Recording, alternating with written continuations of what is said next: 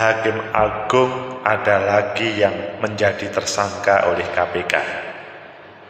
Hakim Agung Ghazalba yang pernah menjadi majelis kasasi untuk Edi Prabowo menyunat hukumannya, kemarin menjadi tersangka KPK. Emang ini pribadinya atau lembaganya atau dia itu menjadi korban dari proses hukum yang ada di negeri ini? Bagaimana menurut kalian? Menurut analisis saya,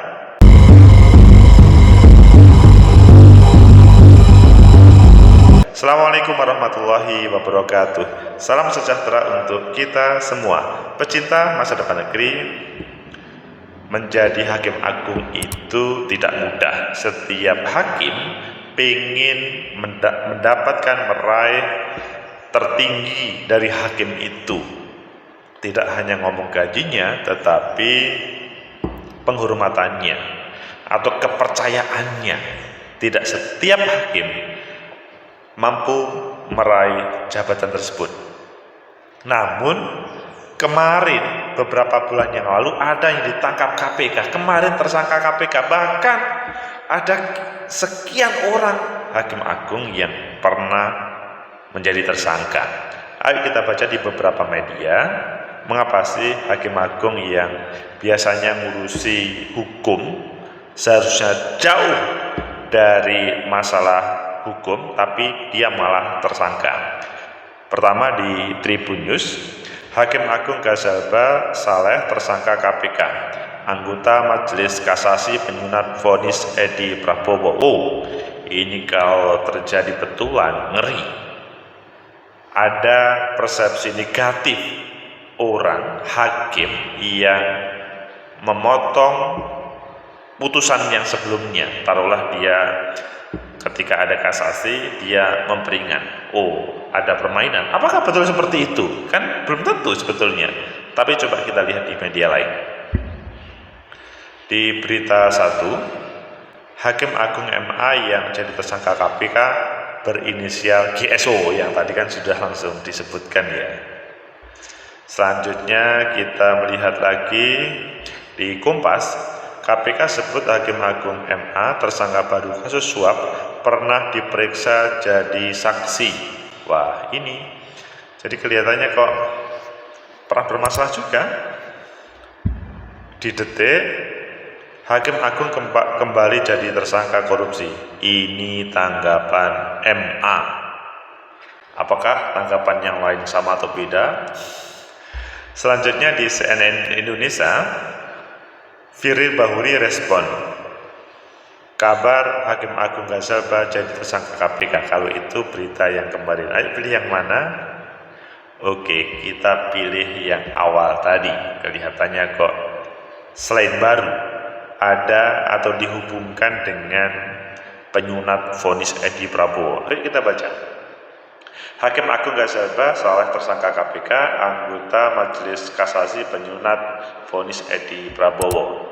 Ini sebuah berita yang mungkin bagi yang membaca pertama, ini langsung disimpulkan. Pasti yang menyunat-nyunat itu, maksudnya memotong vonis hukum sebelumnya, itu bermasalah. Tribunnews.com, Komisi Pemberantasan Korupsi KPK menetapkan Hakim Agung Ghazalba Saleh GS sebagai tersangka baru kasus dugaan suap penanganan perkara di Mahkamah Agung. Penetapan tersangka ini merupakan pengembangan dari kasus dugaan suap penanganan perkara di MA yang menjerat Hakim Agung dan aktif Sudrajat Dimyati dan kawan-kawan. Yang kemarin beberapa waktu yang lalu juga menjadi konten Agus MFUJ Official yang tertangkap oleh KPK.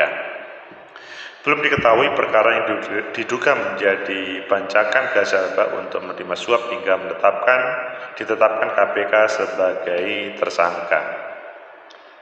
Lembaga anti risuah itu belum menyampaikan keterangan resmi mengenai penetapan tersangka baru kasus dugaan suap penanganan perkara di MA ini. Jadi kok ngeri juga di tempat pencarian keadilan tapi nggak taunya disalahgunakan. Wakil Ketua KPK Nurul Gufron tak membantah soal penetapan tersangka baru ini, namun ia meminta semua pihak menunggu hasil pengembangan penyidikan. Tunggu saja dulu, kita sedang mengembangkan penyidikan, katanya. Berdasarkan penelusuran, Ghazal Basaleh yang merupakan Hakim Agung untuk Kamar Pidana MA diketahui pernah menangani sejumlah perkara. Wah, ini kalau ini dihubungkan sebagaimana yang awal tadi. Satu di antaranya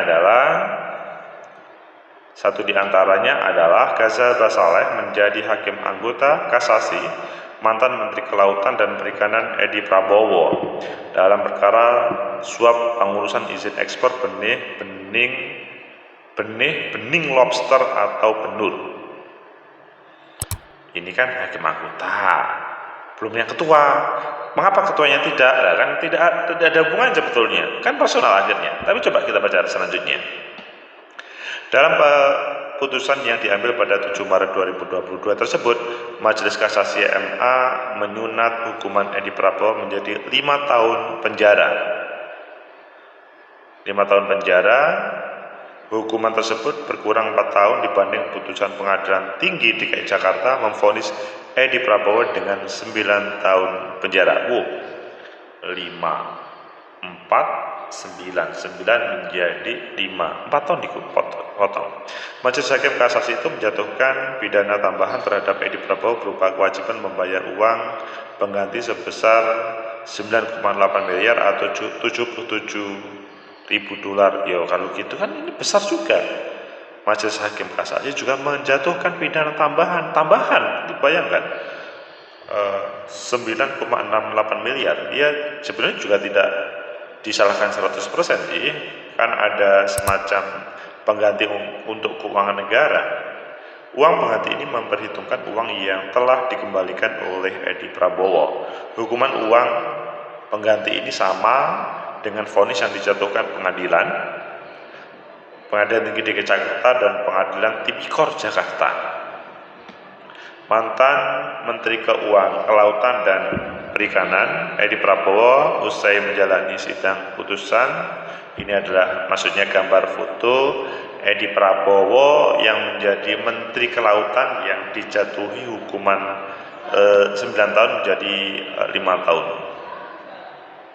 Selain pidana pokok, Majelis Hakim Kasasi juga menjatuhkan hukuman tambahan berupa pencabutan hak politik selama 2 tahun setelah Edi Prabowo selesai menjalani masa pidana pokok. Dalam pertimbangan putusannya, Majelis Kasasi MA menilai Edi telah bekerja baik selama menjadi Menteri Kelautan dan Perikanan. Menurut Majelis Kasasi MA, kinerja Edi selama menjabat Menteri Kelautan dan Perikanan telah memberikan harapan besar kepada masyarakat khususnya nelayan. Ini hal positif yang akhirnya dikurangi menjadi 5 tahun.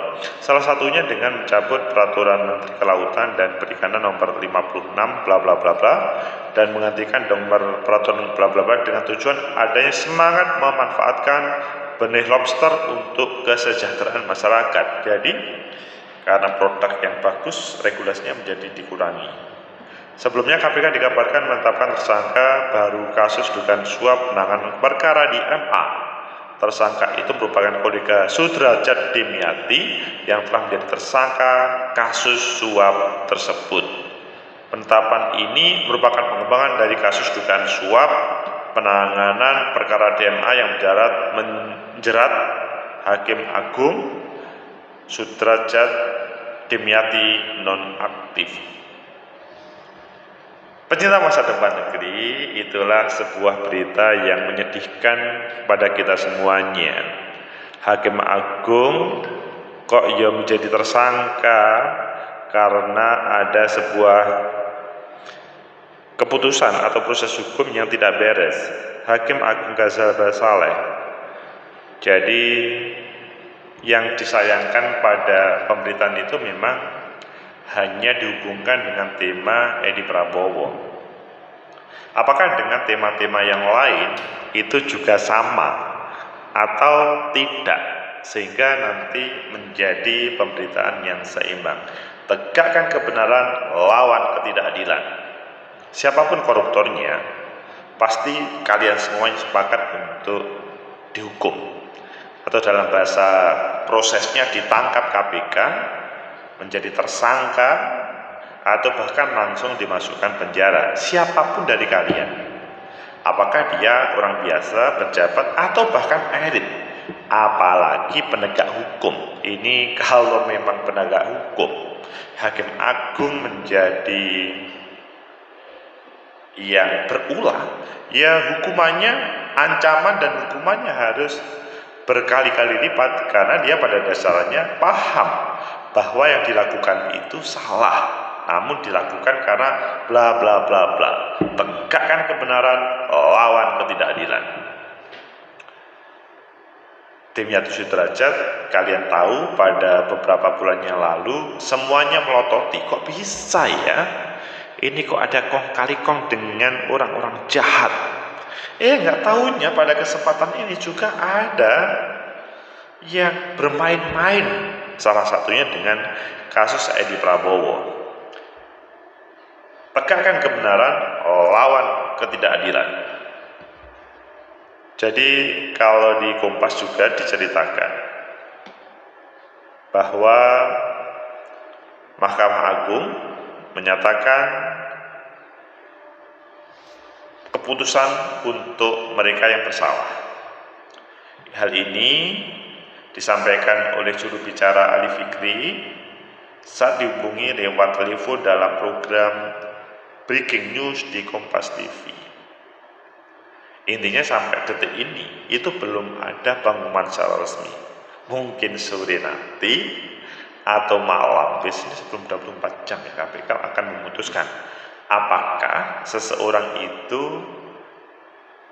menjadi tersangka dan dihukum langsung, ataupun menjadi tersangka dan tidak dihukum, atau bahkan bebas. Tapi mungkin nggak bebas, kelihatannya kok kita nggak percaya ada, ya tapi ada sih, beberapa waktu yang lalu ada. Pecinta masa depan negeri, Hakim Agung penegak hukum yang menjadi harapan dari seluruh masyarakat Indonesia. Orang yang melakukan kasasi sesudah banding kasasi, maka harapannya adalah sebagaimana yang diputuskan hakim tingkat pertama. Kalau sudah putusannya itu adalah parah, maka memang yang bersangkutan, sang terpidana, itu memang trouble dalam kehidupannya, sehingga hakim di level banding dan kasasi itu memutuskan. Tapi ini beda kasusnya dan beda keputusannya. Apakah karena perbedaan itu akhirnya kemudian dia seakan-akan aman dari ancaman pidana, bermain, nggak taunya selanjutnya sekarang ditangkap. Pecinta masa depan negeri, semoga ini tidak dicontoh oleh para penegak hukum lainnya ya, apakah di Kejaksaan Agung ataupun di kepolisian. Meskipun ya secara by case kasus itu banyak yang kalian bisa melihat orang yang seharusnya menjadi penegak hukum nggak taunya malah menjadi problem dalam dunia hukum. Ketiga, mengapa sih ini masih terjadi padahal keran reformasi, salah satunya reformasi hukum, itu sudah dibuka? Kok masih ada ya yang seperti itu? Maksudnya dalam artian, kok masih ada kesempatan untuk berbuat jahat sebagai hakim agung? Padahal kalian tahu Dewan Etik atau kode etik lah dalam setiap kasus yang dia berbeda dengan posisi jabatannya, posisi pekerjaannya, maka biasanya berbeda. Pecinta masa depan negeri, tegakkan kebenaran, lawan ketidakadilan. Kalau hakim agung saja ada yang berbuat jahat, mungkin nggak kalau ngomong hakim-hakim di bawahnya? Ini tidak menuduh, Tetapi pertanyaan, apakah ada atau tidak? Mungkin jawabannya ada. Apakah banyak atau sedikit? Mungkin setiap daerah itu berbeda. Lebih khusus daerah yang welfare, sejahtera, dan regulasinya ditegakkan, maka kemungkinan tidak terjadi.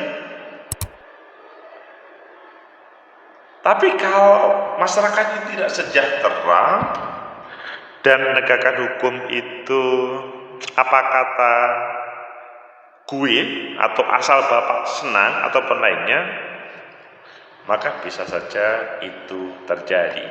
Sehingga endingnya siapapun yang melakukan perbuatan jahat, maka sudah layak bagi penegak hukum, salah satunya KPK, untuk menangkap, memasukkan ke penjara, dan kemudian memproses apakah memang terbukti atau tidak.